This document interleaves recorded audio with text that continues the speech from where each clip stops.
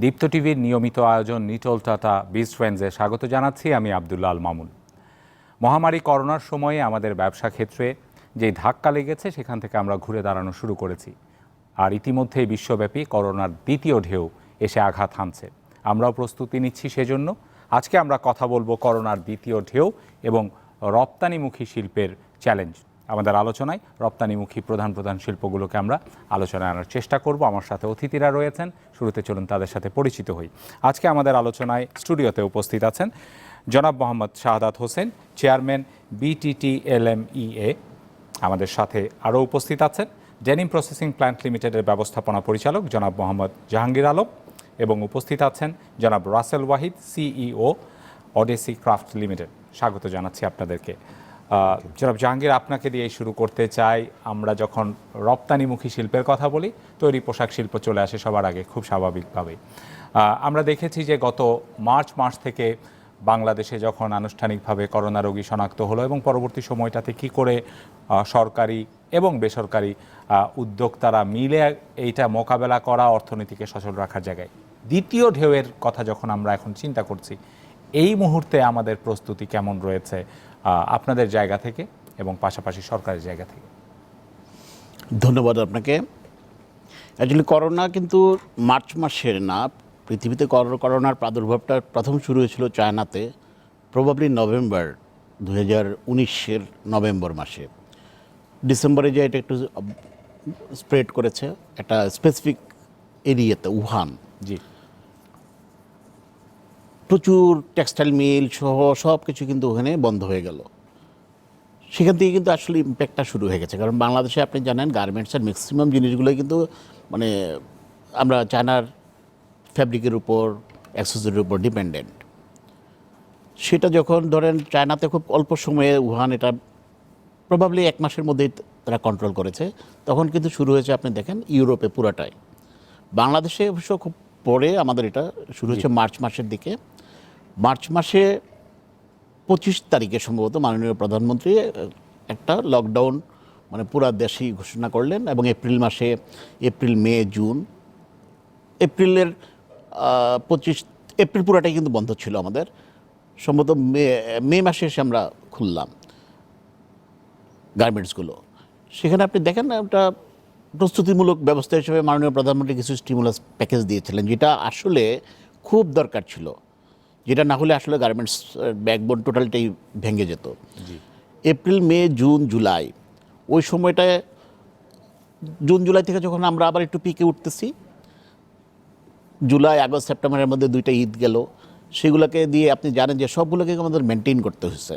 ঈদের ছুটি, বোনাস, বেতন, এগুলো সব কিন্তু আমাদের দিতে হয়েছে, কারণ শ্রমিকরা তাদের অধিকার, তাদের দাবি এবং মানবিক কারণে কিন্তু এগুলো দিতে হয়েছে।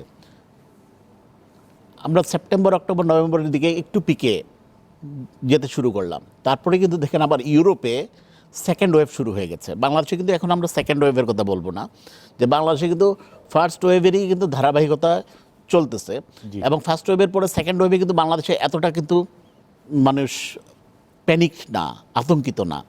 বাট ইউরোপে কিন্তু আপনার সেকেন্ড ওয়েভটা আরও বেশি মারাত্মক, অনেক বড় আকারে আসছে। ইংল্যান্ডে কিন্তু আপনি দেখেন পুরা ইংল্যান্ড, যুক্তরাজ্য, বাংলাদেশের বড় লকডাউনে চলে গেছে। অনেকগুলো কান্ট্রি, স্পেন দীর্ঘ সময় পোর্টে মাল রেখে দিয়েছে। শুধু এগুলো ক্রাইসিসটা কিন্তু এক উৎপাদন এবং মানে পরিবহনের মধ্যে না, আপনি দেখেন হঠাৎ করে কিন্তু কন্টেনারের ক্রাইসিস দেখা দিচ্ছে। এটা কিন্তু কেউ চিন্তা করে নাই। কন্টেনারের ক্রাইসিস কীভাবে? এখন কিন্তু কন্টেনার নাই, আপনি এক্সপোর্ট করবেন, চিরং পোর্টে কন্টেনার নাই। কেন কন্টেনার নাই? কারণ ওইখানে যাওয়ার পরে যেহেতু লকডাউনের কারণে ওরা মালগুলো খালাস করতে পারছে না, অনেকে কন্টেনার কিনেই রেখে দিচ্ছে। তার মানে এই কন্টেনার কিন্তু বাই রোটেশন আর সার্কুলেশনটা হচ্ছে না। তো এই ধরনের যে এখন প্রবলেমগুলো শুরু হয়েছে, তখন বাংলাদেশে আমরা কিন্তু এখন প্রস্তুত। আমরা এখন সেকেন্ড ওয়েভ হইলেও আমার ধারণা আমাদের প্রোডাকশন, মানে আপনি বলছেন যে প্রোডাকশন এন্ডে প্রস্তুত থাকলেও কিন্তু আপনার ডেস্টিনেশন বা যেখানে করব সেখানকার রাইট, যেখানে আমরা পাঠাবো যে গুডসটা, তারা আবার একটা স্লো ডাউন করে দিচ্ছে। যেমন আমার এই 12 তারিখে আমার ধরেন $1 মিলিয়ন শিপমেন্ট ছিল ইউকেতে, ওরা বলছে তুমি 27 তারিখে পাঠাও। মানে এই যে এটার সাথে কিন্তু সম্পর্কিত শ্রমিকের বেতন সহ সব কিছু। তারপরে আবার এবং সেটার পেমেন্টও কিন্তু ডিলে হয়ে যাচ্ছে। এটা নিয়ে আমরা নিশ্চয়ই পরের অংশে কথা বলবো। আমাদের এন্ডে কি প্রস্তুতি রয়েছে সেটা নিয়ে কথা বলবো, আরও একটু গভীরে যেতে চাইবো আলোচনার, কিন্তু তার আগে জনাব শাহাদাত হোসেনের কাছে একটু শুনতে চাইবো যে আপনারা যে শিল্পগুলো নিয়ে কাজ করছেন সেখানে আসলে কোন কোন ধরনের চ্যালেঞ্জগুলো আপনারা দেখছেন সামনে, যদি দ্বিতীয় ঢেউ সত্যি সত্যি অন্যান্য দেশে বা ইউরোপে যেরকম ঘটেছে সেরকম এখানে আঘাত হানে। ধন্যবাদ।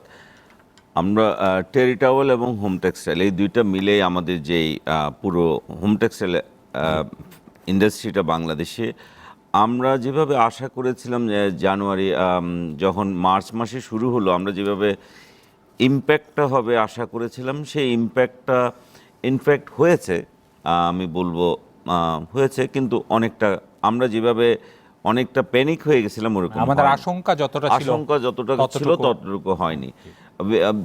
অনেকগুলি রিজন ছিল আমাদের এখানে। হসপিটালিটি ইন্ডাস্ট্রির আমরা যেসব করি, যেমন হোটেলগুলি বন্ধ হয়ে গেল। আমরা অনেকে আমাদের দেশে আছে, আমরা হসপিটাল হেলথ কেয়ার সেক্টরে কাজ করি, হেলথ কেয়ার সেক্টরে লো অ্যান্ড হেলথ কেয়ার সেক্টরে কাজ করি। হেলথ কেয়ার সেক্টরে বরং ডিমান্ডটা বেড়েছে, যেটার জন্য আমাদের ওই যে এপ্রিলের 7 তারিখ থেকে এপ্রিলের 23 তারিখ যে সামান্যটা সময় বন্ধ ছিল, ওই সময়টা ছাড়া আমরা পুরোটা সময় আমরা কাজ করতে হয়েছে। এবং যেটা আমার জাহাঙ্গীর ভাই বললেন যে গভর্নমেন্ট মাননীয় প্রধানমন্ত্রী যেই স্টিমুলাস প্যাকেজটা দিয়েছে, ইট ওয়াজ ভেরি মাচ নিডেড। এবং এটা যে আমাদের প্রচণ্ডভাবে হেল্প করেছে, যে আমাদেরকে আজকে যে করোনা ফার্স্ট ওয়েভ চলে যাওয়ার পর আমরা যে প্রিপেয়ার্ড হয়ে আছি এবং আমরা শক্ত হয়ে আছি, শক্ত ভিত্তির উপর দাঁড়ায় আছি, যে আমরা we can face this challenge. And আমরা সেকেন্ড ওয়েভ আসার আগে আমরা নিজেরা প্রিপেয়ার হয়ে আছি যে আমরা উই ক্যান যে কোনো পরিস্থিতি আমরা মোকাবিলা করতে পারবো। কিন্তু এখন যেটা সমস্যা হয়ে গেছে, সেকেন্ড ওয়েভ আসার পরে যেই আশা নিয়ে মানুষ সবাই আগাচ্ছিল যে হসপিটালিটি ইন্ডাস্ট্রি আমাদের খুলবে, হসপিটালিটি ইন্ডাস্ট্রি না খুললে আমাদের, আপনি জানেন হোটেল এবং বার রেস্টুরেন্ট এগুলি সবগুলি বন্ধ। এখানে আমাদের টাওয়েলের এবং আমাদের এই সেক্টরের প্রচুর একটা ডিমান্ড থাকে, বিশাল ডিমান্ড থাকে, যেটা আমরা এখন প্রচণ্ড সাফার করতেছি। হ্যাঁ, রিটেইলার অনলাইন শপিংয়ের কারণে আমাদের ডিমান্ডটা অনেকটুকু, আমাদের অনেকগুলি এক্সপোর্টার আমরা এরকম সাফার অনেকেই করে না, যেভাবে আশঙ্কা করতেছিল ওইভাবে অর্ডার কমে নাই, বরং অর্ডার আমি বলবো বাড়েও নাই কমেও নাই, আছে। কিন্তু যেটা হচ্ছে অনলাইন শপিংয়ের কারণে এখন আমরা যেটা সেকেন্ড ওয়েভে আমরা আশা করতেছি, যে সেকেন্ড ওয়েভে আমরা যে আশঙ্কাটা করতেছিলাম সেটাই মনে হবে। কারণ হসপিটালিটি ইন্ডাস্ট্রি, তাও হোটেল না খুললে আমাদের এই সেক্টরটা আমরা বড় ধরনের ধাক্কা খাবো। তার মধ্যে নতুন করে যোগ হচ্ছে আবার হঠাৎ করে আমার বক্তারা আমার সাথে একমত হবেন, হঠাৎ করে সুতার দাম বেড়ে গেছে। সুতার দাম এই সময়ে সুতার দাম বাড়ার কোনো কারণও ছিল না, আমরা কোনো যৌক্তিক কারণ খুঁজে পাই না। নিউ ইয়র্কের কটন ইন্ডেক্স বাড়ছে, যেটা বলতেছে গত এত বছরের মধ্যে এত বাড়ে নাই, অনেক সাংঘাতিকভাবে বেড়ে গেছে, যেটার ইম্প্যাক্ট আমাদের দেশে পড়েছে। আমাদের এই সুতো কি আমদানি নির্ভর অনেকখানি?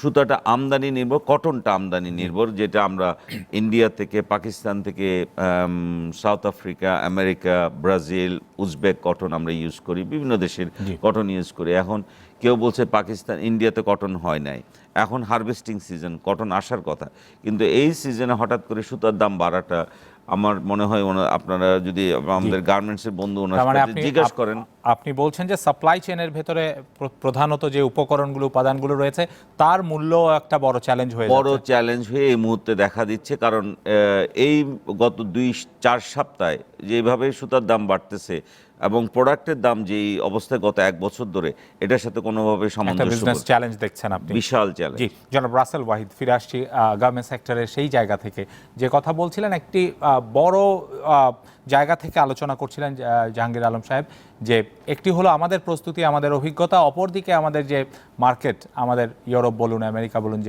সেখানকার বর্তমান পরিস্থিতি। যদি সত্যি সত্যি আমাদের দিকটা খুব ভালোই রইল, কিন্তু আমরা যেখানে এই পোশাক রপ্তানি করব সেখানকার অবস্থা যদি প্রলম্বিত হয়, তাহলে আসলে বাংলাদেশে এটার কিভাবে আপনারা এটা মোকাবেলা করবেন? ধন্যবাদ, অনেক সুন্দর প্রশ্ন। বাংলাদেশের কথা তো বললেন আমার দুইজন কলিগ আছেন। ইন্টারন্যাশনাল মার্কেটে যেটা হচ্ছে, ডিমান্ড তো আমাদের থাকবেই। সেকেন্ড ওয়েভ আসতেছে, সেকেন্ড ওয়েভ এটা তো আর প্রথম ওয়েভের মতো হবে না। দ্বিতীয়ত যে এই প্রথম ওয়েভের পরে যে একটা শর্টেজ তৈরি হয়েছে মার্কেটের ভিতরে, এটার কারণে যে সাপ্লাই চেনের যে একটা শর্টেজ আছে, এইটার একটা ডিমান্ড ক্রিয়েট হচ্ছে মার্কেটের ভিতরে, যেটা আমরা দেখতেছি ফ্রম মানে আমার কোম্পানি থেকে আমি যেটা দেখতেছি। ইউরোপ বলেন বা আমেরিকা বলেন, অন্যান্য দেশে যে সমস্ত আমরা এক্সপোর্ট করি রেডিমেডস গার্মেন্টস, এই সাপ্লাই চেনটাকে মার্কেট যখন ওপেন হচ্ছে তখন এই সাপ্লাই চেনটাকে কভার করার জন্য আমাদের যেই পরিমাণ লস হয়েছে, যেই পরিমাণ আমরা প্রোডাক্ট দিতে পারি নাই, ওইটার জন্য ডিমান্ড কিন্তু থাকবে। আর এটা আপনারা সবাই জানেন, ওয়ার্ল্ডের ভিতরে সবাই জানেন যে ভ্যাকসিন চলে এসেছে। এর ভিতরে আবার দ্বিতীয় ধরনের করোনা ভাইরাস শুরু হয়ে গেছে, যেটা এটা একই রকম, কিন্তু এইটা স্প্রেড খুব তাড়াতাড়ি হচ্ছে, যেটার এফেক্টটা এখন ইউকে দেখতেছে বা ইউরোপিয়ান কান্ট্রিগুলো দেখতেছে। কিন্তু vaccine will provide the protection in order to protect human beings from this virus. তো এখন আমরা যদি এটাকে ভ্যাকসিন যদি নেক্সট জুন জুলাই পর্যন্ত যায়, আর এখন আমরা বসে আছি জানুয়ারিতে, তো নেক্সট কোয়ার্টারে গিয়ে আমাদেরকে ফুল সুইংয়ে প্রোডাকশন করতে হবে। যেহেতু সাপ্লাই চেনের অনেক ঘাটতি আছে, উনি একজন জাহাঙ্গীর ভাই বললেন যে কন্টেনারের ঘাটতি আছে। কন্টেনারের ঘাটতি এটাও একটা কারণ, যে সবাই অনেকগুলো জিনিস এখনও ট্রানজিটে আছে বা কোথাও কোনো রিলিজ হয় নাই, কোনো কিছু হয় নাই। যখন এই ব্যাকলগটা ছুটে যাবে তখনই সব কিছু আবার চলতে শুরু করবে। সো ওভারঅল যেটা আমি বুঝতে পারি আর কি, আমি যতটুকু করেছি, এটাতে আমাদের সাপ্লাইয়ের কোনো ক্ষতি হবে না, বরঞ্চ বাড়বে। Yes, there is a problem with the price increase in everything. এটা যখন আপনার প্রোডাক্টের শর্টেজ থাকবে বা কোনো কিছু থাকবে, এটা হইতে পারে প্রোডাকশনের কারণে বা উৎপাদনের কারণে, অথবা সাপ্লাই চেনের প্রবলেমের কারণে। এটার কারণে প্রাইসিং তো একটু ফ্ল্যাকচুয়েট করবেই। বিয়ন্ড দ্য প্রাইসিং যদি আমি বলি যে policy framework and other things, যেগুলো এইরকম একটা ইফ আই কনসিডার যে এটা একটা ইমার্জেন্সির একটা ডিফারেন্ট সিচুয়েশন, অবভিয়াসলি যদি সেকেন্ড ওয়েভ সেভাবে হিট করে, এমনিতে স্বাভাবিক সময়তে যেভাবে আমরা এই বিজনেস অপারেশনটা করছি সেক্টর ওয়াইজ, আমাদের যদি দ্বিতীয় ঢেউ আসে, যেমন ধরুন সেই সময় আমাদের চলাচল সীমিত থাকবে, আমাদের কর্মীরা হয়তো একই সুইংয়ে ফুল সুইংয়ে কাজ করতে পারবে না, প্রত্যেক জায়গায় কিন্তু একটা ভিন্ন রকমের অ্যারেঞ্জমেন্টের প্রয়োজন হবে। এবং সেই ভিন্ন রকম অ্যারেঞ্জমেন্ট করতে গেলে এটার যে সাপোর্টিভ পলিসি ফ্রেমওয়ার্ক যেটা দরকার হবে, সেটা হোক গভর্নমেন্ট, হোক আপনাদের যে বিজিএমইএ বা অন্যান্য প্ল্যাটফর্মগুলো আছে সেগুলো, সেই জায়গায় কোনো অ্যামেন্ডমেন্ট বা কোনো অ্যাডজাস্টমেন্টের প্রয়োজন হবে কিনা? আমি আপাতত দৃষ্টিতে আমি দেখতেছি না এটা কোনো অ্যামেন্ড করার দরকার নেই। কারণ হচ্ছে মানে আসলে আমাদেরকে প্রবলেমটা আইডেন্টিফাই করতে হবে, কোথা থেকে আমরা এই জীবাণুটা ছড়াচ্ছে বা এগুলো করা হচ্ছে। এখানে যেটা মাননীয় প্রধানমন্ত্রী যেটা করেছেন, 1 মাস উনি বন্ধ রেখে তারপর আবার আস্তে আস্তে খুলতে শুরু করেছে ইকোনমি। তাহলে বাংলাদেশে আমরা তেমন একটা ইম্প্যাক্ট দেখি নাই। অল্প একটু ইম্প্যাক্ট ছিল, অবশ্যই ইম্প্যাক্ট ছিল, অনেক ক্ষতি হয়েছে। কিন্তু যেই জায়গাটা উনি করেছেন সেটা হচ্ছে যে স্কুল কলেজগুলোকে উনি বন্ধ রেখেছেন এখন পর্যন্ত উনি কোনো দেন নাই যে কখন খুলবে না খুলবে।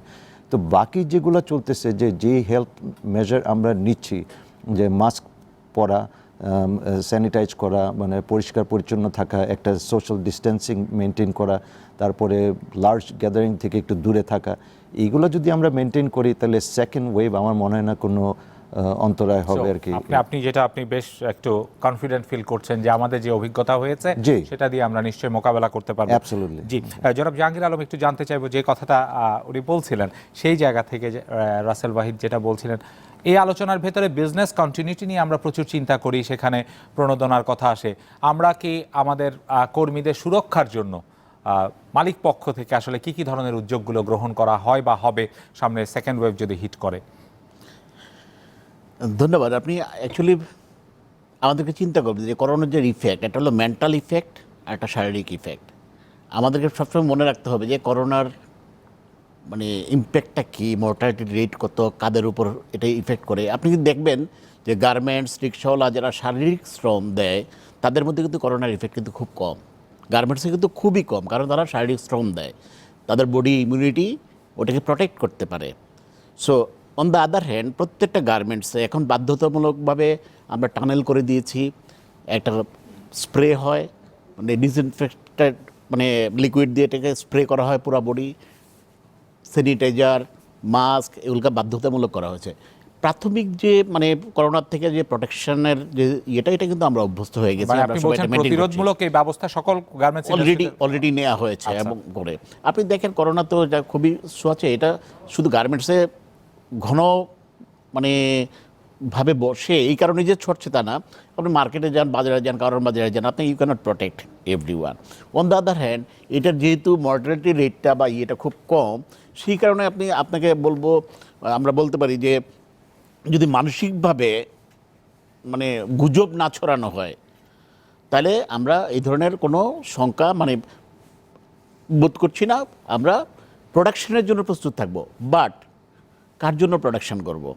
যাদের এখানে প্রোডাকশন করবো তাদের চাহিদাটা থাকতে হবে। উনি যেটা বললেন, হ্যাঁ চাহিদা থাকবে, চাহিদা কিন্তু করোনার কারণে ওই যে মানুষ কিনতে পারে না, শুধু এক চাহিদার মানে করোনার আরেকটা ইফেক্ট আছে, কিন্তু মানুষের বডির কিন্তু ইমব্যালেন্স হয়ে গেছে। আমি আমার নিজেদেরকে আপনার বাংলাদেশে অনেকটা দেখাতে পারবো, তার করোনার আগের যে শারীরিক গঠন ছিল এখন কিন্তু হয় কমে গেছে, নাহলে বেড়ে গেছে। তার তখনও কিন্তু আপনার পোশাক আবার চেঞ্জ করতে হয়। সো শুধুমাত্র প্রয়োজনটা কিন্তু ওইখানেও বাড়ে। অন দ্য আদার হ্যান্ড যে যদি আপনার এই ধরনের আমার অর্ডার কম থাকতে পারে, আমার পেনিক ক্রিয়েট হইতে পারে, অর্ডার কম থাকলে আমার আবার মানে আমার প্রস্তুতি আছে কিন্তু আমার অর্ডার নাই, কিছু নাই, আবার কর্মী ছাঁটাই যাবেন। কর্মী ছাঁটাই অলরেডি কিন্তু হয়েছে। আপনার কর্মী ছাঁটাই যথেষ্ট পরিমাণ কর্মী ছাঁটাই হয়েছে দুইটা কারণে হয়েছে। এটা হলো যখন মাননীয় প্রধানমন্ত্রী প্রথম 2018 সালের ডিসেম্বরে যখন আপনার প্রায় ডাবল করেছে, তখন কিন্তু কর্মীকে অ্যাডজাস্ট করতে হয়েছে, আমাদের অটোমেশন নিয়ে আসতে হয়েছে, মানে একটা অটোমেটিক মেশিন। মানে আপনি বলছেন ন্যূনতম মজুরি যখন রিভাইজ করা হচ্ছে, তখন কিন্তু একবার হয়েছে, আবার করোনার সময় কিন্তু আবার হয়েছে। করোনার সময় হয়েছে এইভাবে যে এখন বাধ্যতামূলকভাবে আপনাকে টিকতে হলে, প্রোডাকশন নিয়ে করতে হলে কিন্তু আবার অনেক গার্মেন্টস এমনিতেও কিন্তু বন্ধ হয়ে গেছে। আপনি দেখবেন যে বাংলাদেশের টোটাল গার্মেন্টসের সংখ্যা ছিল 6700, এখন কিন্তু অ্যাক্টিভলি প্রোডাকশনে আছে আমরা ম্যাক্সিমাম 2000 থেকে 2500। তার মানে সবাই কিন্তু ঝরে গেছে। সো ওই চ্যালেঞ্জ কিন্তু যারা নিতে পারে নাই তারাই কিন্তু আরেকটু জিনিস আমি আপনাকে অ্যাড করি, যে এই যে দ্বিতীয় ধাক্কা আমরা প্রস্তুত থাকলেও আমাদের উপরে অবশ্যই আসবে এবং আসতে বাধ্য, এবং এর জন্য এই যে সম্মিলিত মানে ভাবে মালিক পক্ষ বিজেপি সরকারকে মানে প্রস্তুত থাকতে হবে, আবার প্রয়োজনে আবার স্টিমুলাস প্যাকেজ দিতে হবে। আমি পরের অংশে সেটা শুনবো যে কোন পক্ষের কি দায়িত্ব রয়েছে। জনাব সাদাত হোসেনের কাছে শুনতে চাই যে এখানে একটি আন্তর্জাতিক যোগাযোগ তো নানাভাবে, শুধুমাত্র রপ্তানির কথা নয়, যারা বায়ার বলুন, অন্যান্যরা বলুন, এই যে আশা, প্রোডাক্ট দেখা, ফ্যাক্টরি ভিজিট করা সহ যাবতীয়, সেখানে তো একটা স্বাভাবিকভাবেই ব্যত্যয় ঘটছে। তাতে করে কি আমাদের মার্কেটিং বা মার্কেট ধরতে আপনাদের ক্ষেত্রে কি কোনো রকম, যদিও অনলাইনের কথা আপনি বলছিলেন যে বিকল্প বাজার হিসেবে হয়তো একটি চ্যানেল খুলেছে, কিন্তু এই সরাসরি যোগাযোগগুলো সীমিত হয়ে যাওয়াতে কি ধরনের এফেক্ট হয়েছে? আপনি ওই আমার অনলাইনের কোয়েশ্চেন থেকে আপনি এই জায়গায় এসেছেন। করোনা আমাদেরকে অনেক কিছু শিখিয়েছে, একটা নতুন করে শিখিয়েছে। যখন করোনা যখন আসলো, সবাই তাদের যাতায়াত বলেন, ট্রাভেলিং বলেন, সব প্রত্যেকটা জিনিস সীমিত হয়ে গেছে এবং করে ফেলছে। তাই বলে কাজ যে বন্ধ আছে সেটা না, এবং কেনাকাটি বন্ধ নাই। এবং আমি যদি মার্কিন যুক্তরাষ্ট্রের কথা বলি, অগাস্ট পর্যন্ত মনে হয় যে প্রণোদনাটা ওদেরকে দিচ্ছিল, সেই প্রণোদনার কারণে তাদের কিন্তু কেনাকাটি বন্ধ ছিল না। তাদের বরং কেনাকাটি, যাদেরকে সাধারণ মানুষকে যেই ইনসেন্টিভটা প্রতিদিন দিচ্ছিল প্রতি সপ্তাহে, ওইটার কারণে কিন্তু কেনাকাটি তাদের বাড়তে মানে স্বাভাবিকের চেয়ে বেশি ছিল। রিজন হচ্ছে because is a free money from the government, so they have been buying more and more, number one. Number two, এই যে আপনার শেলফ তো খালি থাকবে না, শেলফও খালি থাকবে না। অনলাইন বিজনেস, মানুষ অনেকেই বিজনেস মডেল শিফট করে অনলাইনে চলে যাচ্ছে। অনলাইনে মানুষ ঘরে বসে বসে করার কিছু নাই, হয়তো লকডাউন যেখানে, অথবা ওয়ার্কিং ফ্রম হোম, কাজ করার পরে people are nothing to do, at least what to do, buying something or doing something. এই বাইং করতে গিয়ে আমাদের ডিমান্ড, উনি যেটা বললেন, আমাদের ডিমান্ড জায়গায় ঠিক থাকবে এবং আছে। কিন্তু আমি এই প্রসঙ্গ থেকে আমি কয়েকটা পয়েন্ট আমি টাচ করতে চাই। একটা জিনিস যে বলেন মর্টালিটি রেট, যে আমাদের এখানে জাহাঙ্গীর ভাই বললেন যে আমাদের এখানে আমরা আপনি মেনশন করলেন যে আমাদের যে প্রিপারেশন সেফটি, আমরা যে করোনা আসার সময় যে সেফটিটা নিয়েছিলাম প্রত্যেকটা ফ্যাক্টরিতে ওই সেফটি ওই জায়গায় আছে এবং বরং ইজ ম্যান্ডেটরি। প্রত্যেকটা ফ্যাক্টরিতে no mask no entry, no mask no service, and sanitize করা বলেন, তারপরে ডিস্টেন্সিং বলেন। আমরা প্রথম সেই সময় যেটা করেছি, যেভাবে ডিস্টেন্সিং করে ফ্যাক্টরি চালিয়েছি, এখনও এটাই কন্টিনিউ হচ্ছে। সেকেন্ড পয়েন্ট, আজকে আমাদের প্রত্যেকটা জিনিস, এই অপ্রাসঙ্গিক কথা আমি একটু করে বলছি কারণ এটা পলিটিক্সের সাথে, আমাদের রপ্তানির সাথে, আমাদের দেশের সার্বিক পরিস্থিতির সাথে এই জিনিসগুলি জড়িত। আমাদের প্রত্যেকটা জিনিস, আমাদের গার্মেন্টস খোলা, আমাদের ব্যাংক খোলা, আমাদের প্রত্যেকটা জিনিস ইজ ওয়ার্কিং। আপনি রাস্তায় গেলেন bumper to bumper traffic, wherever you go is full. কিন্তু একটা জায়গায় আমরা বেনিফিশিয়ারি, আমরা যারা করেছি, আমরা গভর্নমেন্ট আমাদেরকে 2% সার্ভিস চার্জে আমাদেরকে প্রণোদনা দিয়েছে 2 মাসের জন্য, 2 মাসের জন্য। তৃতীয় মাসেরটা দিয়েছে আমাদেরকে 4.5%। আমাদের অনেক বন্ধুরা এটাকে ভুল করে, তোমাদেরকে তো সরকার প্রণোদনা দিয়েছে। প্রণোদনা মানে এটা দিয়ে দেওয়ার কথা, কিন্তু শব্দটা প্রণোদনা হবে না, সরকার আমাদেরকে লোন দিয়েছে। এই লোন কথাটা কিন্তু আপনারা কখনো কোথায় বলেন না। এই জিনিসটা নিয়ে আরো শুদ্ধ করে বললে যে কম সুদে লোন দিয়েছে, কম সুদে লোন দিয়েছে তৃতীয় মাস। প্রথম দুইটা আমাদেরকে 2% সার্ভিস চার্জ নিয়েছে এবং এটা নিয়ে আমাদের বিভিন্ন পেশার বন্ধুদের মধ্যে, ডক্টরস, ইঞ্জিনিয়ার্স, বিভিন্ন পেশার সবার মধ্যে এই একটা ভুল মেসেজ গেছে যে প্রাইম মিনিস্টার, আমাদের বর্তমান প্রধানমন্ত্রী আমাদেরকে লোন দিয়েছে, তোমাদেরকে এরকম করে দেয়। আসলে উনি আমাদেরকে হেল্প করেছেন, ইয়েস ট্রু, বাট এটা হচ্ছে উনি আমাদেরকে লোন দিয়েছে। আজকের অনুষ্ঠান যারা দেখছেন তারা এটা ধারণাটা স্পষ্ট হবে না। আমরা একটা বিরতিতে যাব, বিরতি থেকে ফিরে নিশ্চয়ই বাকি অংশ নিয়ে কথা বলবো। দর্শক, আপনারা দেখছেন নিটল টাটা বিজ ট্রেন্ডস। সময় হলো একটা ছোট্ট বিরতির, নিশ্চয়ই আমাদের সাথেই থাকবেন।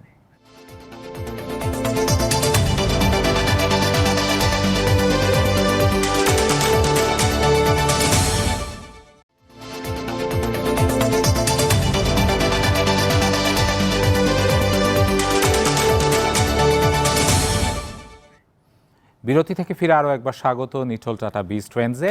আপনারা দেখছেন দীপ্ত টিভিতে এই আয়োজন, এবং আজকে আমরা কথা বলছি করোনার দ্বিতীয় ঢেউ, রপ্তানিমুখী শিল্পের চ্যালেঞ্জ নিয়ে। আমার সাথে অতিথিরা রয়েছেন। বিরতিতে যাওয়ার আগে মোহাম্মদ সাদাত হোসেন আপনার সাথে কথা হচ্ছিল, যেটি আপনি বলছিলেন যে প্রণোদনা নিয়ে একটি ভুল ধারণা কারো কাছে রয়েছে। কিন্তু প্রণোদনা তো যে কোনোভাবেই হোক আপনাদের এই টিকে থাকা, আমরা যেটা বলছি, সেখানে একটি বড় রকমের সহযোগিতা করেছে। তো সামনের দিনগুলোতে যদি দ্বিতীয় ঢেউ সত্যিকার অর্থেই যদি ইউরোপ আমেরিকাতে যেরকম যে আকারে এসেছে সেরকম যদি প্রভাব ফেলে, সেই জায়গায় সরকারের করণীয় কি রয়েছে, বা বিগত অভিজ্ঞতা থেকে আপনাদের কি মনে হয় কেমন কাজ করা উচিত? আমাদের প্রথম যেই করোনার সময় গভর্নমেন্ট, মাননীয় প্রধানমন্ত্রী আমাদেরকে যে প্রণোদনাতে দিয়েছেন, এইটা আমাদেরকে সাংঘাতিকভাবে ইকোনমিতে টিকে থাকার জন্য, আমাদের এক্সপোর্টে টিকে থাকার জন্য হেল্প করেছে। এবং আজকে পর্যন্ত আমরা যেই কয়টা ফ্যাক্টরি আমরা টিকে আছি, this was a big help. এখন যদি আপনার ইউরোপ আমেরিকায় যেভাবে শুরু হয়েছে, স্পেশালি ইউরোপে যেভাবে আপনার সেকেন্ড ওয়েভ শুরু হয়েছে, এটা যদি কন্টিনিউ হয়, in fact it's alarming news for everyone. আমাদের ডিমান্ড, সবার ডিমান্ড থাকবে, আমরা প্রস্তুত, কিন্তু ওনারা যদি ঘরের থেকে বের হতে না পারে, ওনারা যদি অনেক বেশি লকডাউনে চলে যায়, অনেক বেশি ইকোনমিতে এফেক্ট করবে। কিন্তু সেই কারণে এখন আমাদেরও এফেক্ট করবে। আমরা যদি এক্সপোর্ট করতে না পারি, আমি প্রোডাকশন করতে না পারি, আমি এক্সপোর্ট করতে পারবো না, আমি শ্রমিকের বেতন দিতে পারবো না, তখন আমশিওর কথাবার্তা ইতিমধ্যে হচ্ছে। আমাদের বিজেপি নেতৃবৃন্দের সাথে আমাদের অলরেডি কথাবার্তা চলছে যে কিভাবে এই পরিস্থিতি মোকাবেলা করা যায়, এটা নিয়ে কথাবার্তা চলতেছে। দেখা যাক, হয়তো পরিস্থিতির উপরে ডিপেন্ড করে মাননীয় প্রধানমন্ত্রী হয়তো আবার কোন একটা সলিউশন। আপনি বলছেন যে এরকম কিছু একটা দরকার হতেও পারে, এবং যেটা হলে আমার যেটা দৃঢ় বিশ্বাস, গভর্নমেন্ট, মাননীয় প্রধানমন্ত্রী এটা করবেন, এটা আমাদের বিশ্বাস। কারণ এই শিল্পটা ওয়েস্টার্ন ওয়ার্ল্ড যেরকম আপনার অনেক বেশি সাফার করতেছে, আমাদের শিল্পটা কিন্তু ইনকিউবেটরে চলে গেছে। এই ইনকিউবেটরে চলে গিয়ে এটাকে ইনকিউবেটর বাঁচায় রাখতে হবে। কারণ যখন পুরো পৃথিবী আগামী 1 বছর পরে অথবা 6 মাস পরে, 1 বছর পরে যখন আবার নতুন আঙ্গিকে সবাই ফিরে আসবে, তখন তো আমরা প্রিপেয়ার থাকবো। আমরা এখন যেরকম প্রিপেয়ার আছে, আমরা প্রিপেয়ার থাকবো।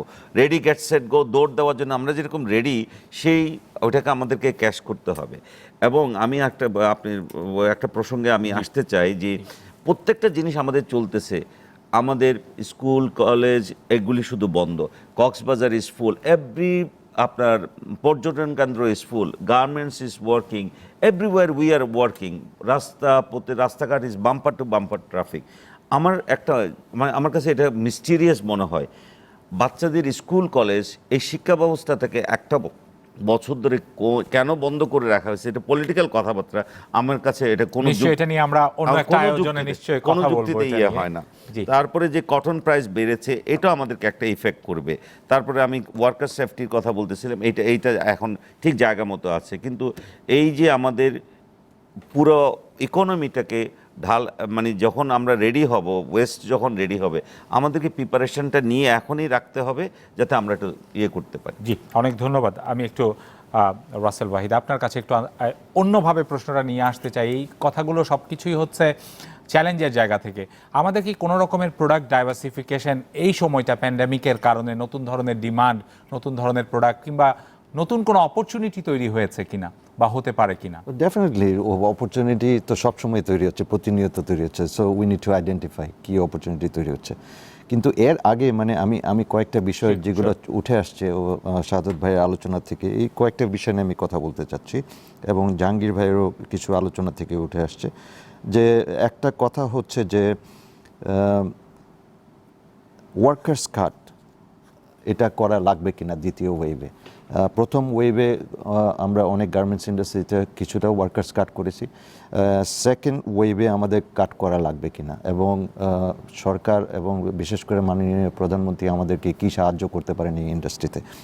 ওয়ার্কার্স কাটের পক্ষে আমি ব্যক্তিগতভাবে এটাকে সমর্থন করি না, বিকজ গার্মেন্টস ইন্ডাস্ট্রি ইজ মানে একটা স্কিল, একটা কাজ যেটা আপনাকে continuous you have to do it, otherwise if you don't do it you lose your speed and all the precise কাজ করার মতো যে ইয়েগুলো দরকার আছে ওটা লুজ করেন। তো এখন যদি আমি ধরেন, এটা আমার সরাসরি ফ্যাক্টরি থেকে অভিজ্ঞতা, যখন আমাদের প্রোডাক্টিভিটি কমে যায় তখন দেখতেছি কারণটা হচ্ছে যে একটা লাইনের ধরেন আমার যদি লার্জ অর্ডার থাকে তাহলে আমার প্রোডাক্টিভিটি হাই হয়, আর যখন একটা লাইনে বিভিন্ন রকম প্রোডাক্ট আমাকে ইনপুট করতে হয় তখন প্রোডাক্টিভিটি লেস হয়। তো এটার কারণটা হচ্ছে যে মানে স্কিল সেটটা ডিফারেন্ট মানে দিকে চলে যাচ্ছে। একটা লাইনে একটা স্কিল সেট, আবার যখন আমি চেঞ্জ করতেছি তখন আবার আরেকটা স্কিল সেট তৈরি হচ্ছে। তো এখন যদি আমি ওয়ার্কার কাট করি, এক নম্বর হচ্ছে আমাদের ইকোনমিক একটা ক্রাইসিস তৈরি হবে, এতগুলো মানুষ কোথায় যাবে। দুই নম্বর, আমাদের যে স্কিল সেটের দরকার আছে, বাংলাদেশের যেটা সবচেয়ে বড় প্রবলেম, আমাদের স্কিল লেবার পাওয়ার আমাদের নাই। ওয়ার্ল্ড স্ট্যান্ডার্ডে চায়না বলেন বা ভিয়েতনাম বলেন বা অন্যান্য দেশগুলো যারা গার্মেন্টস ইন্ডাস্ট্রিতে, চায়নায় বিশেষ করে এগিয়ে আছে, আর হাই স্ট্যান্ডার্ডের যেই গার্মেন্টসগুলো আছে সেগুলোর স্কিল লেভেল হাই অনেক বেশি ভিয়েতনাম বা অন্যান্য দেশগুলোতে, যেখানে আমাদের মার্কেট অনুযায়ী এতটা লেবার অনেক হাই এক্সপেন্সিভ, এবং কিন্তু ওরা টিকে যাচ্ছে বিকজ ওদের প্রোডাক্টিভিটি হাই এবং কোয়ালিটি অনেক ভালো। এখান থেকে আমরা অনেক পিছিয়ে এনেছি। তো এখন যেটা বলতেছি, যদি প্রণোদনা যদি না দেওয়া হয়, সেকেন্ড ওয়েভে তো একটা হিট পড়বেই। আমি প্রোডাকশন নিয়ে বা কোনো কিছু নিয়ে আমার কোনো ডাউট নেই, আমরা অর্ডার পাবো, বিভিন্ন রকম অ্যাভিনিউ ওপেন হবে যেগুলো আমাদের আসবে। আর এখান থেকে যদি প্রণোদনা না দেওয়া হয় তাহলে আমরা এই ওয়ার্কারগুলোকে আমরা কীভাবে সাপোর্ট করব বা এই ইন্ডাস্ট্রিতে কীভাবে সাপোর্ট করব। প্রণোদনা অবশ্যই দরকার। এটা দরকারের কারণ হচ্ছে যে আমরা যারা আমাদের ক্লায়েন্ট তারা যে পেমেন্ট টার্মসগুলোকে চেঞ্জ করে দিচ্ছে, অর্ডার চেঞ্জ করে দিচ্ছে, অনেকটা আপনাকে মানে ডেফার্ড পেমেন্ট করে দিচ্ছে, এইগুলাকে কাভার করার জন্য তো আমাদের কোনো শক্তি থাকবে আচ্ছা, না। এরই সাথে একটি সম্পূরক প্রশ্ন আমার মনে হয় যে খুবই প্রাসঙ্গিক হবে। এই যে বায়ার বা যারা দীর্ঘদিন ধরে আমাদের সাথে এই ব্যবসায়িক সম্পর্ক, এখন তো একটা বিপদগ্রস্ত সময় দুই পক্ষের জন্যই, সেখানে কোনো রকম লায়াবিলিটির জায়গায় কি তারা কোনো রকম তাদের দিক থেকে কোনো প্রণোদনা বা সহযোগিতা বা কোনো রকম কোনো কিছু পাচ্ছেন কিনা আপনারা? ওই যে সহযোগিতা বলতে যে দে আর স্টিল সাপোর্টিং আস, এখনও সাপোর্ট করতেছে আমার দৃষ্টিকোণ থেকে। এখানে এটা তো বিশাল বড় ইন্ডাস্ট্রি এবং অনেক রকম অর্ডার আমরা তৈরি করি, ব্র্যান্ড টু ব্র্যান্ড। এক্স্যাক্টলি। কিন্তু আমরা যদি ইন জেনারেল দেখি বাংলাদেশে যে টপ ব্র্যান্ড যেগুলো এক্সপেন্সিভ ব্র্যান্ডগুলো, ওগুলো কিন্তু বাংলাদেশের রেডিমেড গার্মেন্ট তেমন একটা করছে না।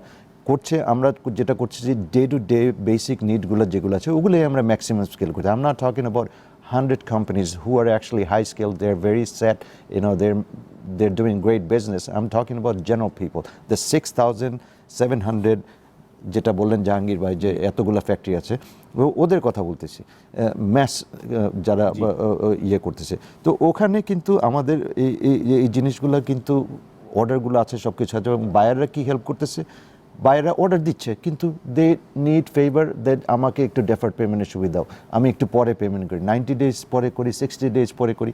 কিন্তু এইটা করতে গিয়ে আমরা যেটা ফেস করতেছি সেটা হচ্ছে যে আমার পেমেন্টগুলোকে তো আমাকে ব্যাংকে সঠিক সময় করতে হচ্ছে, অন টাইমে দিতে হচ্ছে, সব কিছু করতেছে। এই ক্ষেত্রে মাননীয় প্রধানমন্ত্রী এবং ব্যাংকিং সিস্টেম যদি আমাদেরকে সাহায্য করেন, দেন উই উইল ওভারকাম। আমার প্রশ্নটা এখানেই ছিল। পরের প্রশ্নটা আসলে এটা জাহাঙ্গীর ভাইয়ের কাছে একটু জানতে চাইবো যে এই যে ফিনান্সিয়াল ইনস্টিটিউট, ব্যাংক সহ অন্যান্য ফিনান্সিয়াল ইনস্টিটিউটগুলো এই সময়টাতে বিভিন্ন অ্যাডজাস্টমেন্টের কথাটা বলছেন, হয়তো এই সময় একটু বিলম্বিত হতে পারে কিংবা নানা রকম, সেইখানে কি আমরা এরকম ফ্লেক্সিবল সুযোগ সুবিধা পাচ্ছি কিনা বা কোনো চ্যালেঞ্জ আপনারা ফেস করছেন কিনা? ধন্যবাদ। অ্যাকচুয়ালি এতক্ষণ যে আলোচনা হয়েছে, এখন আমরা স্পেসিফিক্যালি টু দ্য গভর্নমেন্ট অথবা বিভিন্ন স্টেক হোল্ডারদের কাছে আমাদের কিছু মেসেজ আছে, হাউ উই ক্যান সার্ভাইভ।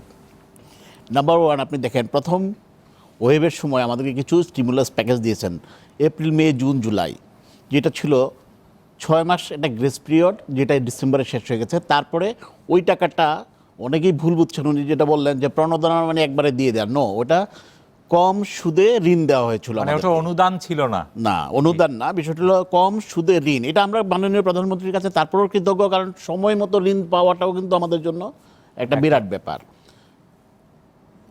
অনুদান দিতে পারবে আমরা এটা আশাও করি না, কারণ আমরা এখনও ওই লেভেলের কান্ট্রি হই নাই।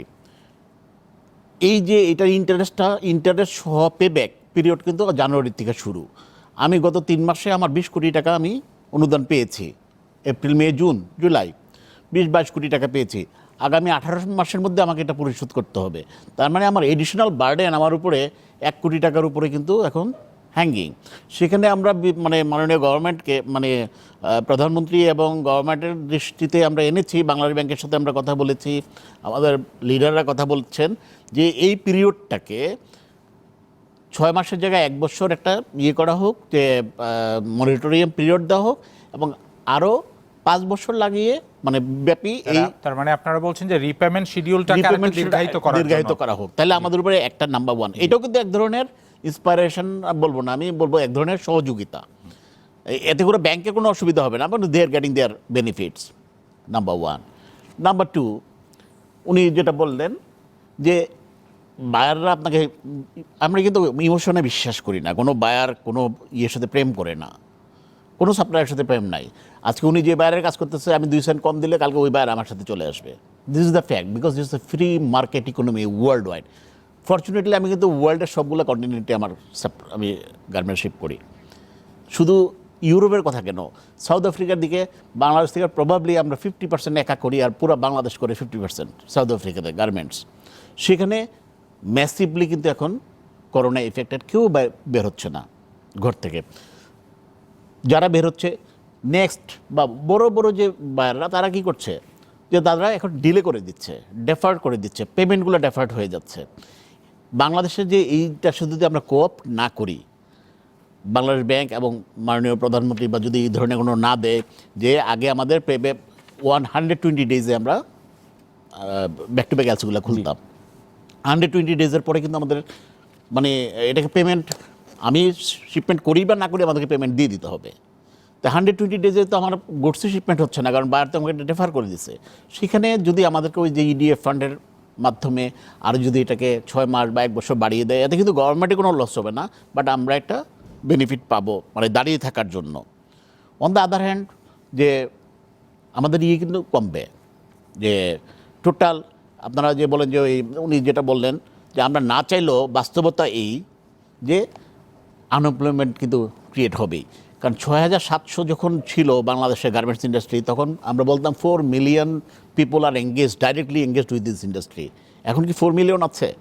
2,000 গার্মেন্ট যদি সচল থাকে, তাহলে 2,000 যদি 1,000 লোক জন্য যদি কাজ করে প্রতি অনেক গার্মেন্টস আছে কিন্তু 500 নিচে, 300 নিচে ওয়ার্কার কোনো তার মানে গার্মেন্টস। আপনি বলছেন যে এটা সেক্টরে এখন 2.7 মিলিয়নে চলে আসছে, মানে 1.3 মিলিয়ন ওয়ার্কার্স অলরেডি আনএমপ্লয়েড। হ্যাঁ, আনএমপ্লয়েড হয়েছে, অন্যান্য জায়গায় তো আপনার অপরচুনিটি ক্রিয়েট হয়েছে, অনেক বড় বড় মেগা প্রজেক্ট আসছে, shift করে গেছে হয়তো। শিফট করে গেছে, হ্যাঁ, বিদেশে চলে গেছে, অনেকেই যায়, এটা একটা ট্রেন্ড আছে। সো লোকজন কিন্তু এটা তার খুঁজে নেয়। আপনার আমার দরকার নাই, যদি আমি ওভার ম্যান পাওয়ার রাখি তাহলে কিন্তু আমি সার্ভাইভ করবো না, আলটিমেটলি পুরো মানে শিল্পই ধ্বংস হবে। সো এটি করোনার উপর কিন্তু কোনো কিছু নির্ভর করে না। ইকোনমিক্স রিয়েলি খুব কঠিন মানে একটা বাস্তবতা একটা। এফিশিয়েন্ট প্রোডাকশন মডেলের দিকে আমাদেরকে যেতে Exactly, হবে। আমাদেরকে আমি একটা বিরতিতে চিন্তা যাই, করতে বিরতি হবে থেকে সেটা। ফিরে এসে আপনাদের কাছে শুনবো কিভাবে সেটা আমরা নিশ্চিত করতে পারি। দর্শক, আপনারা দেখছেন নিটল টাটা বিজ ট্রেন্ডস। যাচ্ছি ছোট্ট একটা বিরতিতে, আমাদের সাথেই থাকুন।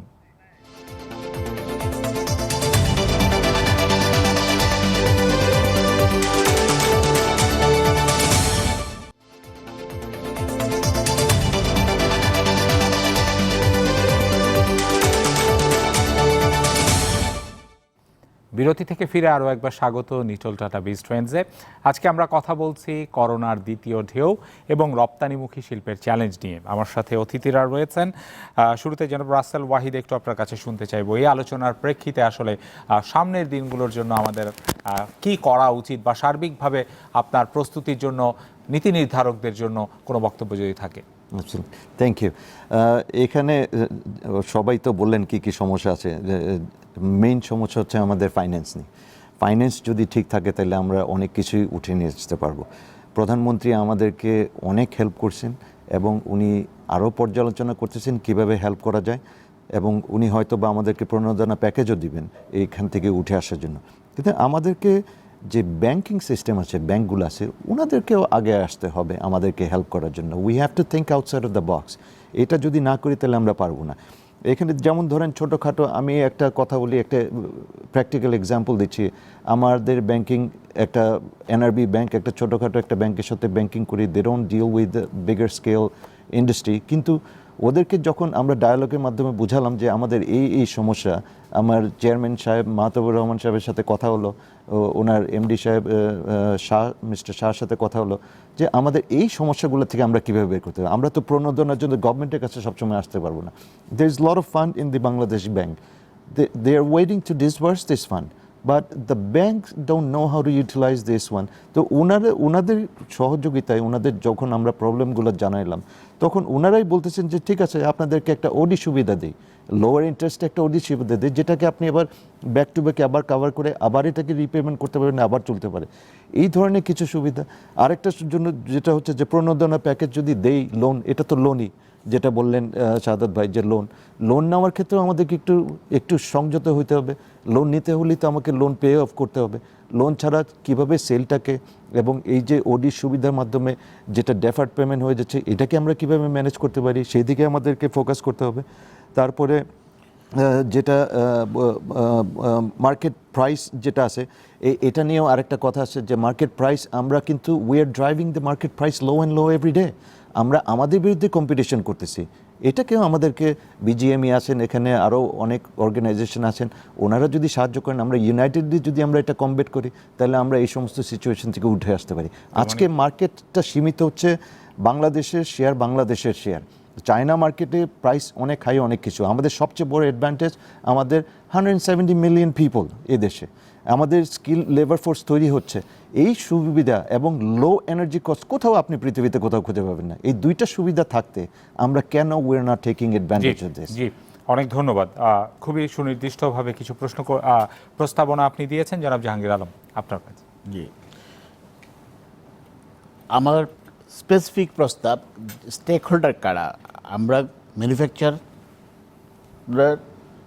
Worker, buyer. সো ওয়ার্কারদেরকে দেয়ার আওয়ার অ্যাসেট, তাদের মাধ্যমে আমাদের সব কিছু, যে অ্যাকচুয়ালি তাদের ভূমিকাটা কিন্তু খুব কম, তাদেরকে কিন্তু পজিটিভলি মোটিভেট করতে হবে। আমি কিন্তু দুইটা জিনিসে বিশ্বাসী, কারণ অনেকেই বলছে যে না ওয়ার্কার কমানো যাবে না, এটা তো জোর করে আপনি দিতে পারবেন না, আমি বেতন দিতে পারি না, আপনি বেতন দিবেন। কিছু কিছু জায়গায় ফ্লেক্সিবল হতে হবে। আপনি দেখেন ওয়ার্ল্ডের মাল্টিনেশনাল কোম্পানিগুলো হয় তাদের জিনিসটা ঠিক রাখছে, হয় স্যালারি অ্যাডজাস্ট করছে, অথবা ওয়ার্কার ছাঁটাই করছে। আপনাকেও টিকে থাকতে হলে সেটা করতে হবে, সেটার সুযোগটা দিতে হবে। এটার সুযোগ নিয়ে কিন্তু শ্রমিক মানে অনেক আন্দোলন, মানে ভুল বুঝে কিন্তু আন্দোলন করা হয়। আপনাকে মনে রাখতে হবে এটা কিন্তু সমাজতন্ত্র আর পুঁজিবাদের দ্বন্দ্ব না, যে ওই এখন সামন্ত প্রভু অথবা মালিক, শ্রমিক, শোষক, শোষিত, এটা ডেফিনিশন চেঞ্জ হয়ে গেছে। শোষক যদি বলতে হয় আমি বলবো বায়ারদেরকে, নট মালিক শ্রমিক, কারণ আমরা সবাই কিন্তু ভুক্তভোগী এখন এখানে। 2 নম্বরে ধরেন যে স্টিমুলাস প্যাকেজের যে আমাদের ডিউরেশনগুলো, ওগুলো আমাদেরকে অবশ্যই বাড়াতে হবে, যে সেটা আপনি বলেছেন ইতিমধ্যে। যেটা আমি বলেছি। 3 নম্বরে ধরেন যে মানে পজিটিভ চিন্তা করতে হবে সবাইকে, যে সবাই কোনো কিছু হইলেই যে মানে ওই কিছু হয় যে গার্মেন্টসের দিকে। ভাই আমি আপনাকে একটা এই এক্সাম্পল দিচ্ছি, মাইন্ডসেটটা একটা বড় একটা কারণ, আমি যে আপনাকে মনে করা হয় সবকিছু বোধহয়। শুনেন, আপনাকে আমার দুঃখের একটা কথা বলি, এখন খুব বাস্তবিক। আমি চ্যানেল আইতে একটা টক শোতে 25শে মার্চের পরে সম্ভবত 7 তারিখের দিকে একটা আমার হয়েছিল, যখন হঠাৎ আবার খুলে দিল। I am the first person, আমরা যেটা আমার 8টা ইন্ডাস্ট্রির মধ্যে আমি 7টাই খুলে দিয়েছিলাম, এবং আমাকে যথেষ্ট পরিমাণ ভৎসনা করা হচ্ছিল পুরো দেশ থেকে।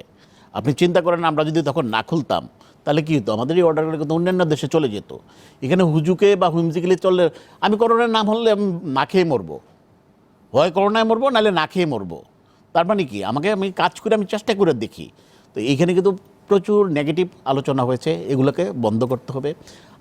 অন দ্য আদার হ্যান্ড আপনার যে বিজিএমইর যে দায়িত্ব, এখানে কিন্তু বিশাল দায়িত্ব। ওনারা বলতেছেন যে, 2 ভাই বললেন, আমিও বলতেছি, আমিও বিজেপিতে জানেন যে বিরোধী দল হিসেবে কিন্তু আমি ইলেকশন করেছিলাম, আমার স্পেসিফিক বক্তব্য আছে।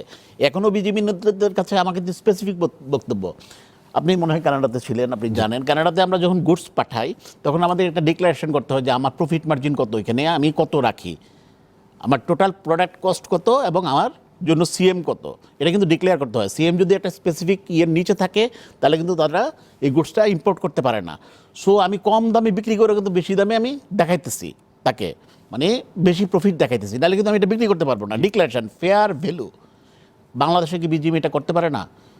বিকজ ভেরি ইজি, আমরা ইউডি ইস্যু করি সবাইকে, আপনি জানেন যে ইউডি ইস্যু করি। ইউডি ইস্যু করার সময় আপনি কস্টশিটটাকে সাবমিট করা বাধ্যতামূলক করে দেন, যে আমরা সবাই জানি একটা জিন্সের প্যান্ট বানাইতে কত লাগতে পারে, এটার ফ্যাব্রিক কস্ট কত, কস্টিং কত, আমি কী দামে সিলাচ্ছি, আপনি ম্যান্ডেটরি করে দেন এটা, যে এর নিচে হলে আমরা ইউডি তুমি পাবা না। 100% এগ্রি উইথ দিস। এইটার কারণে তাইলে কি হবে, সবাই বাধ্য হবে যে আমি নিতে পারবো, বাইরকে বলবে, চাপ আপনাদের দিবে। দুজনের কথা থেকে যেটা বুঝছি যে, জি, আরেকটা জিনিস বলি, যে এটাগুলো ইউডির ক্ষেত্রে, যে ইউডি আমি বন্ধ করে দিব তোমাকে যদি না হয়। আরও অনেকগুলো কিন্তু উইপন আছে যেটা দিয়ে আপনি ফেয়ার ভ্যালুটাকে জাস্টিফাই করতে পারবেন। তো এটার জন্য যে আমাদের রিসার্চ ওয়ার্ক বা বিজিবির যেটুকু অ্যাক্টিভ হওয়া দরকার, আনফর্চুনেটলি বিজিবি এখন পর্যন্ত হয় নাই, আমি আশা করছি এখন হতে হবে। বিজিএমইর এখানে একটা বড় রোল রয়েছে, বিশেষ করে ইন্টারনাল আনহেলদি কম্পিটিশনের মাধ্যমে প্রাইস ডাউনিং এর ইয়েটা না করা, যেটা আপনারা দুজনে। আমি এটা ডোন্ট মিসআন্ডারস্ট্যান্ড, মানে উনি যেটা বলতেছেন আমরা যেটা বলতেছি, we are here to solve a problem, we are not here to create a problem.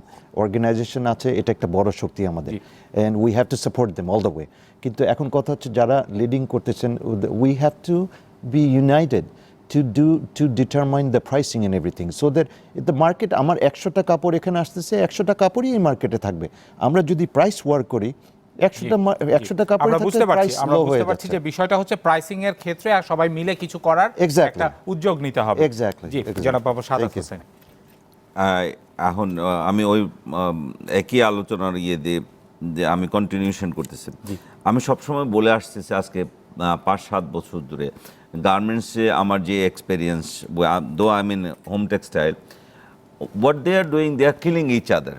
Narayanganj factories are killing Gazipur factories are killing somebody else. Price cut every day. So আমি জানি না কিভাবে এই যে ওপেন ইকোনমিতে কিভাবে সম্ভব, আমরাও চেষ্টা করতেছি এটা, বিকজ কেউ যাতে প্রাইস কাট না করে। প্রাইস কাট করলে যেটা হচ্ছে, you are killing your own brother, you are killing your own market. এই জিনিসটা আমি জানি না কিভাবে এটা সম্ভব হবে।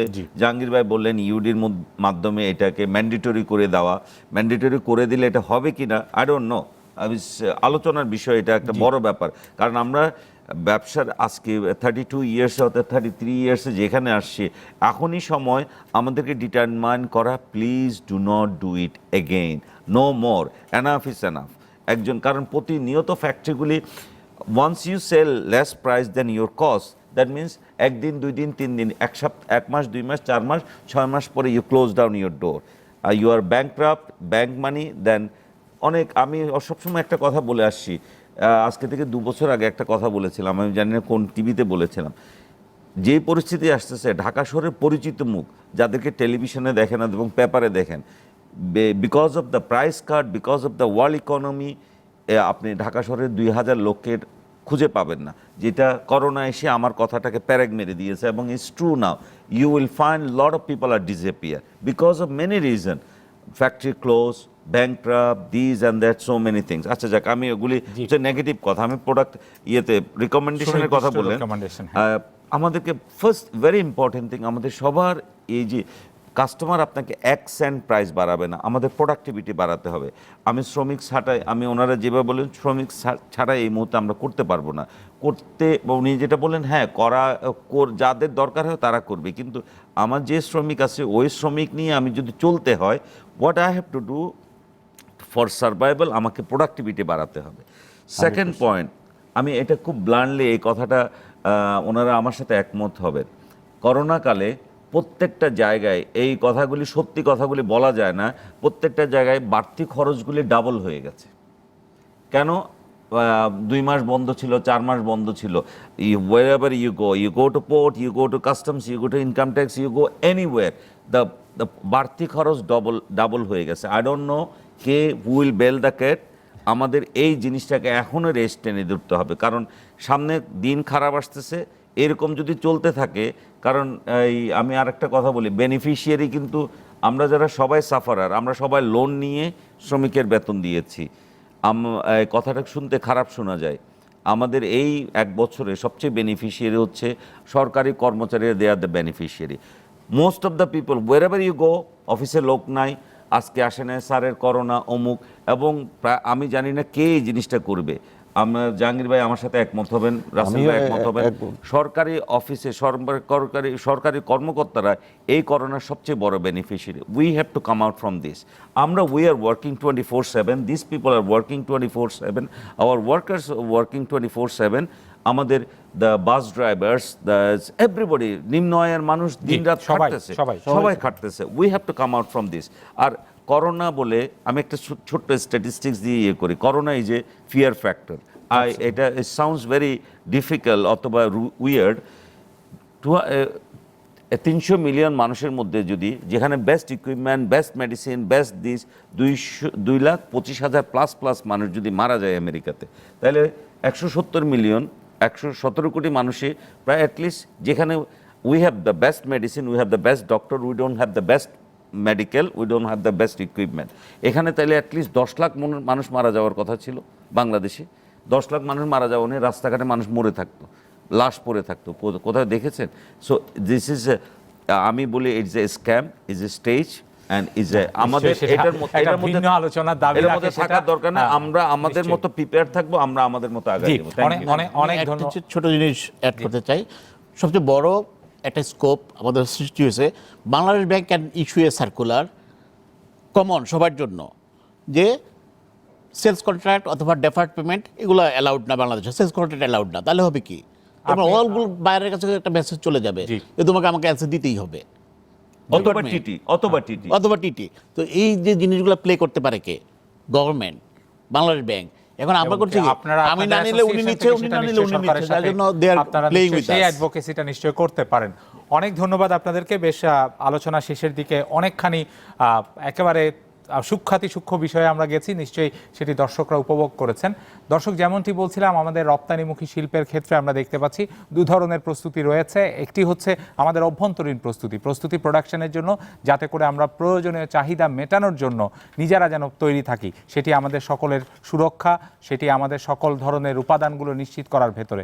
পাশাপাশি বেশ কিছু বিষয় রয়েছে যেগুলো আমাদের নিয়ন্ত্রণে নয়, বিশেষ করে যেখানে আমরা রপ্তানি করছি যেসব দেশে, সেসব দেশের আসলে অবস্থাটা কীরকম, চাহিদা কীরকম, তার উপরে অনেক কিছু নির্ভর করছে। আমরা আশা করব নীতি নির্ধারকরা এই বিষয়গুলো সার্বিকভাবে বিবেচনা করে একটি ব্যবসা বান্ধব, বিশেষ করে রপ্তানিমুখী একটি ব্যবসা বান্ধব কাঠামো তৈরি করবেন, সহযোগিতা নিয়ে এগিয়ে আসবেন। কারণ অর্থনীতি বাঁচবে এই রপ্তানিমুখী শিল্পের উপর নির্ভর করে, সেই প্রত্যাশা থাকলো। সকলকে ধন্যবাদ।